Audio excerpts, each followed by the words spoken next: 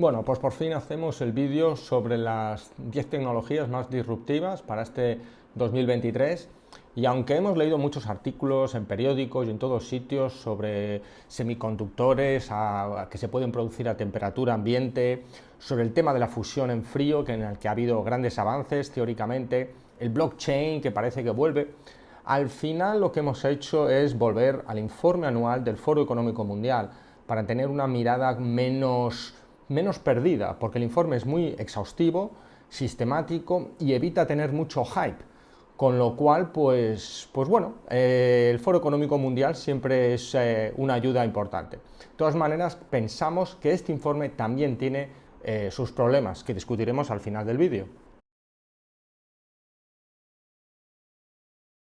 Al leer el informe da la sensación de que hay dos fuerzas o dos tecnologías subyacentes que están empujando el resto de las tecnologías, no solo este año, sino que desde hace muchos años.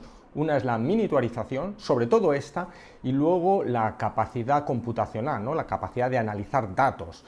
Las dos están relacionadas porque la miniaturización, a través de, por ejemplo, la nanotecnología, permite tener chips cada vez más pequeños y más potentes, lo cual redunda en una mayor capacidad de análisis de datos, ¿vale? Esta miniaturización también ha producido los sensores, es decir, todo está más conectado, tenemos sensores en todas partes y eso produce un tsunami de datos.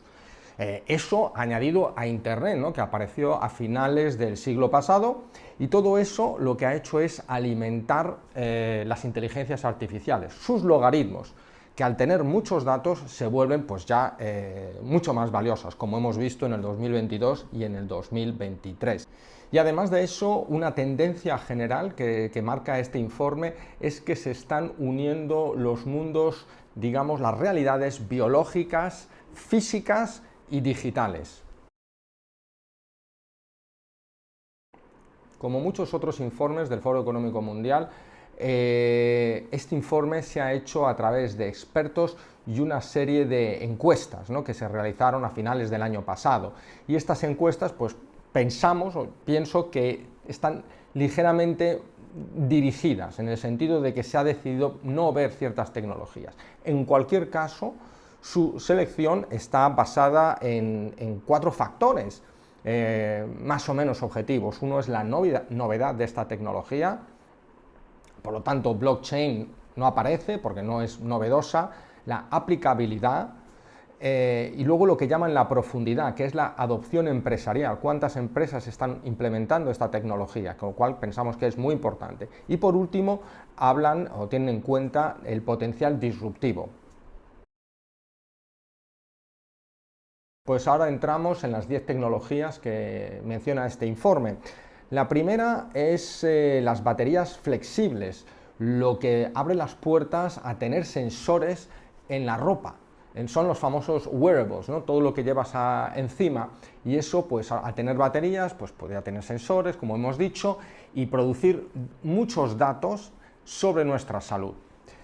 La segunda es la inteligencia artificial generativa, que suponemos está contrapuesta a otro tipo de inteligencia artificial, por ejemplo el de AlphaFold, de DeepMind, que lo que hace es analizar masivamente datos para optimizarlos o para deducir temas sobre la biología. Eso es un tipo de inteligencia artificial muy elitista, es decir, la que usan los científicos, pero la generativa se refiere más a lo que hemos estado viendo de ChatGPT y DALL-E para generar imágenes. Esto está teniendo consecuencias ya masivas, es probablemente la tecnología, bueno, probablemente no, segura, sin duda alguna, la tecnología más importante, porque está afectando a todas las demás. Y además estamos viendo que sobre ese cerebro, que es la inteligencia artificial, se están haciendo aplicaciones que no las está haciendo la propia empresa, sino que son empresas a terceros, como si fueran aplicaciones de móviles, que lo que permite es añadir a ese cerebro, digamos, pues ojos, oído, calculadoras, manos, en el sentido de que ya pueden ir a internet, hojas para poder programar, etcétera. Es decir, le estamos dando herramientas a ese cerebro y eso está siendo quizá más disruptivo que el propio cerebro. ¿Vale? La tercera es una relativamente poco sexy, pero que bueno, el Foro Económico Mundial considera muy importante, que es el combustible de aviación sostenible, por sus siglas en inglés SAF.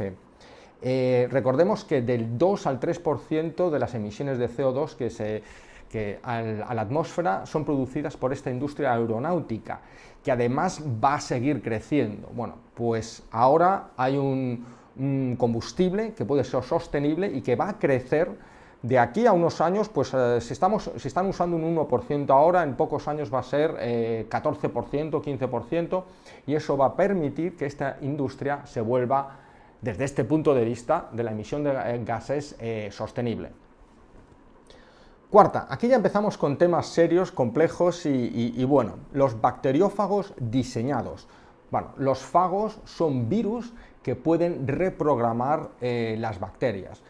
Bacterias que tenemos, por ejemplo, las tienen las plantas, pero nosotros tenemos en nuestro cuerpo. Es decir, en vez de modificar genéticamente el cuerpo, lo cual pues entendemos que es peligroso y las consecuencias pues pueden ser dramáticas, lo que se va a hacer es modificar el microbioma, que es todo pues, ese ecosistema de bacterias que tenemos en el cuerpo y que regulan cosas pues, como la digestión, por ejemplo, o incluso el comportamiento. Este es un campo que está creciendo muchísimo, es decir, cómo afecta el microbioma a las personas y a la salud. Y nosotros ahora, a través de estos virus, pues vamos a intentar reprogramarlo. Bueno, nosotros no, los expertos.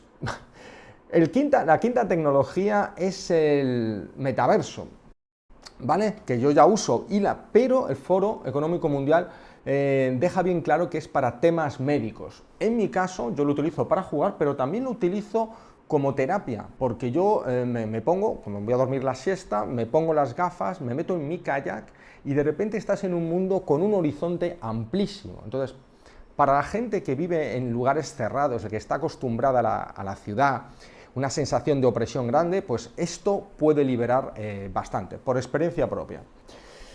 Sexta tecnología, volvemos con más sensores portátiles para plantas.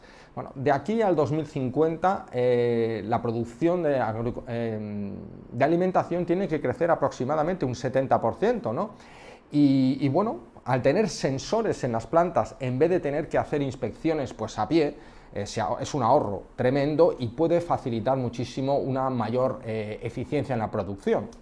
Volvemos a los sensores, recoger más datos, etc.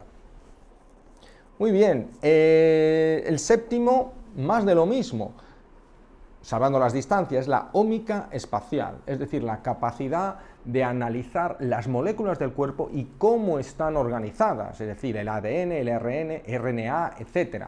Y eso pues va a permitir, como sucedía con los sensores de las plantas, pero llevado al cuerpo humano, mapear toda la anatomía de una manera mucho más clara y mucho más útil para los científicos. La octava es electrónica neural flexible, que es simplemente conexiones que permiten interpretar las señales eléctricas del cerebro. Esto es la famosa empresa de Neuralink de Elon Musk, ¿no? Que te meten un chip dentro.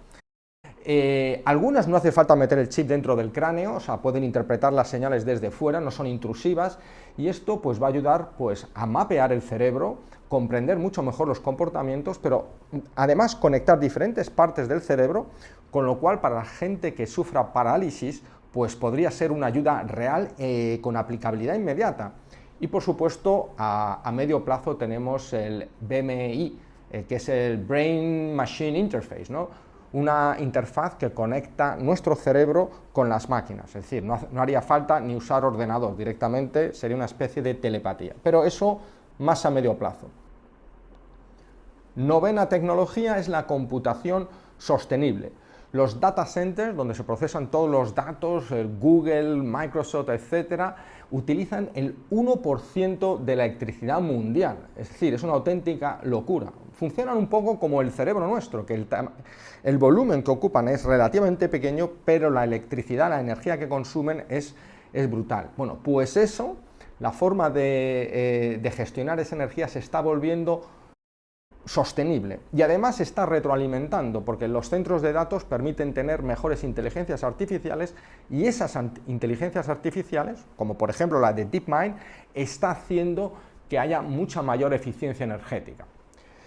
Y la última tecnología que mencionan es la atención médica facilitada por la inteligencia artificial, una vez más. Aquí sí que hemos visto muchas noticias sobre el tema, porque funcionan con inteligencia artificial generativa, de texto, los modelos de lenguaje, ¿no? Es decir, una persona puede ir a esta inteligencia artificial, contarle los síntomas que tiene y la IA pues le dará unos resultados. También recomendará, por supuesto, como siempre lo hace, ir a un doctor, pero los análisis que está haciendo parece ser que son bastante acertados en muchos casos, y además está demostrando muchísima empatía, porque las inteligencias artificiales no se cansan, con lo cual pues tienen una capacidad de comprensión que no baja, o baja muy poco. No es como un doctor que está cansado y pues ya pasa por decirlo así, pasa del enfermo. Bueno, el informe del Foro Económico Mundial, en el que hemos basado este vídeo fundamentalmente, como hemos dicho, es muy sistemático, como todos los informes de esta institución, pero creemos que peca un poco de ideología, en el sentido de que, si ustedes se fijan, todas las tecnologías que ha usado se basan en temas que mejoran la resiliencia del sistema. Resiliencia es una palabra que está saliendo mucho en temas de economía y en política, porque se está utilizando en contraposición a la famosa eficiencia. Todo a raíz de lo del 2019, el 20 con el COVID.